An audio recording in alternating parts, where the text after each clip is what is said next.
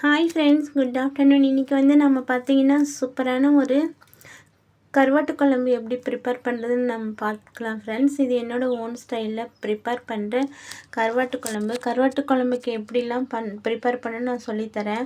அதுக்கு நம்ம ஒரு 3 பெரிய சைஸ் ஆனியன் நம்ம கட் பண்ணி வச்சுக்கலாம். அப்போது ஒரு 2 தக்காளி கட் பண்ணி வச்சுக்கலாம். அதுக்கப்புறம் நான் உருளைக்கிழங்கு நம்ம மரத்தில் பறித்த முருங்கைக்காய், ஃப்ரெஷ் முருங்கைக்காயும் உருளைக்கிழங்கும் கொஞ்சம் மாங்காய் போட்டிருக்கேன், நம்ம மரத்தில் பறித்த மாங்காய். அதுக்கப்புறம் பார்த்தீங்கன்னா கருவாடு க்ளீன் பண்ணி வெந்நீர் வச்சு நல்லா க்ளீன் பண்ணிவிட்டு அது மஞ்சப்பொடி போட்டு நான் வச்சுருக்கேன்.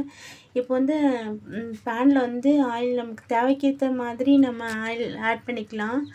ஆட் பண்ணிவிட்டு அதில் நாம் கடுகும் வெந்தயமும் போட்டு தாளித்தா வாசனை செம்மையாக இருக்கும், அரோமா சூப்பராக இருக்கும் நமக்கு தாளிக்கும் போதே.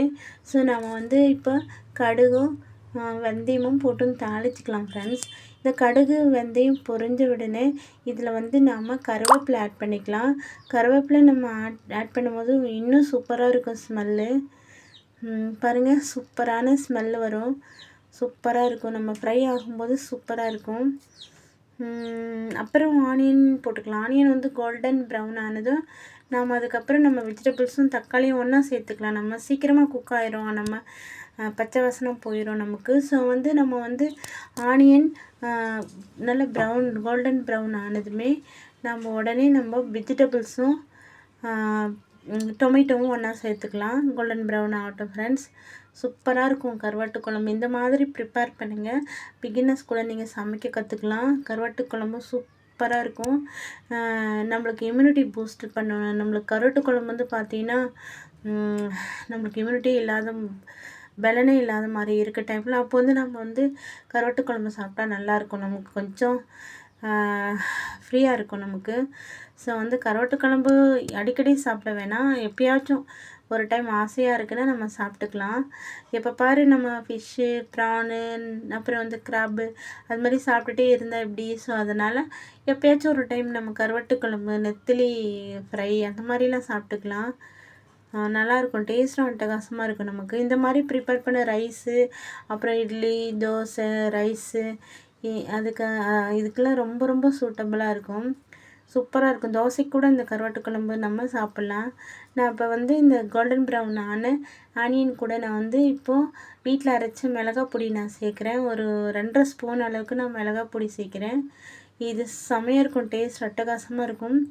மிளகாய் பொடி ரொம்ப வாசனையாகவும் இருக்கும், சூப்பராக இருக்கும். இது பார்த்தீங்கன்னா வீட்டில் அரைச்ச மிளகாத்தூள் அப்படிங்கிறதுனால டேஸ்ட்டும் அட்டகாசமாக 2 நாளைக்கு இல்லை 3 நாளைக்கு கூட கெடாமல் இருக்கும். ஸோ இந்த கருவாட்டு குழம்பு 2 நாளைக்கு கூட அப்படியே இருக்கும், நமக்கு கெடாமல் இருக்கும். இப்போ நான் டொமேட்டோ, அப்புறம் பொட்டேட்டோ, அப்புறம் பார்த்திங்கன்னா ட்ரம்ஸ்டிக், இது 3த்தையும் நான் மிக்ஸ் பண்ணி நம்ம மூடி வச்சிடலாம். அது குழஞ்சிரும். நம்ம மூடி வச்சும் போது அதுக்கப்புறம் ஆட்டோமேட்டிக்காக நம்ம சால்ட்டும் சேர்த்துருக்கு இல்லைங்களா? ஸோ சால்ட் நம்ம வெஜிடபிள்ஸ் எல்லாம் சால்ட்டெல்லாம் கரெக்டாக ஆயிரும். மூடி கொஞ்சம் நேரம் வச்சுட்டு அப்புறம் எடுத்து பார்க்கும்போது எப்படி இருக்கு பாருங்கள், எப்படி இருக்குது, சூப்பராக இருக்குல்ல, செம்மையாக இருக்குல்ல. நம்ம டொமேட்டோலாம் ஃபுல்லாக பார்த்தீங்கன்னா வெந்திருக்கு பார்த்துக்கோங்க. சூப்பரான கருவாட்டு குழம்பு நான் ப்ரிப்பேர் பண்ணிகிட்ருக்கேன். இப்போ நம்ம புளி கரைசல் நம்ம ஆட் பண்ணிக்கலாம் ஃப்ரெண்ட்ஸ். புளி கரைசல் ஆட் பண்ணிவிட்டு நம்ம குழம்பு கொதிக்க விட்டுடலாம். குழம்பு நல்லா கொதிக்கிட்டோம் ஃப்ரெண்ட்ஸ். ஒரு 10 நிமிஷம் நல்லா சிம்மில் வச்சு இல்லை மீடியம் ஃப்ளேமில் வச்சு நம்ம நல்லா கொதிக்கிட்டோம். குழம்பு எவ்வளோ கொதிக்குதோ அப்போ தான் பார்த்தீங்கன்னா அதுக்கப்புறம் கொதித்து வந்த பிறகு நம்ம கட் பண்ணி வச்சுருக்க மாங்காய் சேர்த்துக்கலாம். ராமங்காய் சேர்த்துக்கிறேன் நான்.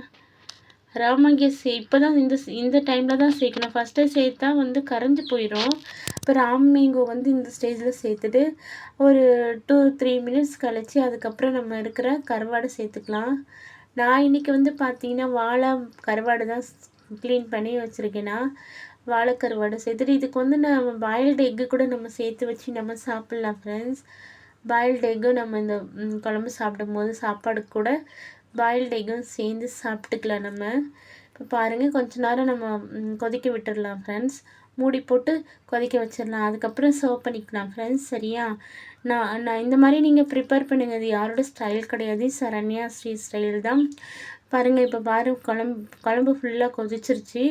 இது வந்து நான் வந்து கேஸ் ஆஃப் பண்ணிட்டேன்னா, ஸ்டவ் ஆஃப் பண்ணிட்ட பிறகு பார்த்தீங்கன்னா, எப்படி இருக்குது பாருங்கள். செமையாக இருக்கா? சூப்பராக இருக்கா? பார்க்கும்போதே நமக்கு சாப்பிட்ணுன்னு தோணுதில்ல. அதுதான் சரண்யா ஸ்டைல் குக்கிங். இந்த மாதிரி ப்ரிப்பேர் பண்ணி நீங்கள் சாப்பிட்டீங்கன்னா, இன்னும் கூட கொஞ்சம் சாப்பாடு நம்ம சாப்பிட்லாம். அந்தளவுக்கு ரொம்ப டேஸ்டியாக இருக்கும். இந்த மாதிரி கருவாட்டு குழம்பு ப்ரிப்பேர் பண்ணி சாப்பிடுங்க. பாருங்கள், பார்க்கும்போதே நமக்கு எச்சில் ஊறும். இன்னும் கொஞ்சம் சாப்பிட்ணும் போல் தோணும். எப்படி இருக்குது பாருங்கள். நம்ம மரத்தில் பறித்த மாங்காய் இது, ரா மேங்கோ.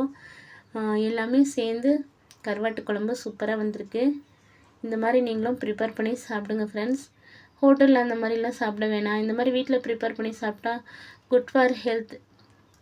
நம்ம சமைக்கும் போதும் கொஞ்சம் பாசத்தையும் சேர்ந்து நம்ம சமைப்போம். சரிங்களா? எல்லாருக்கும் கொடுப்போம். எல்லாருக்கும் கொடுக்க நம்ம கற்றுக்கணும். சரிங்களா?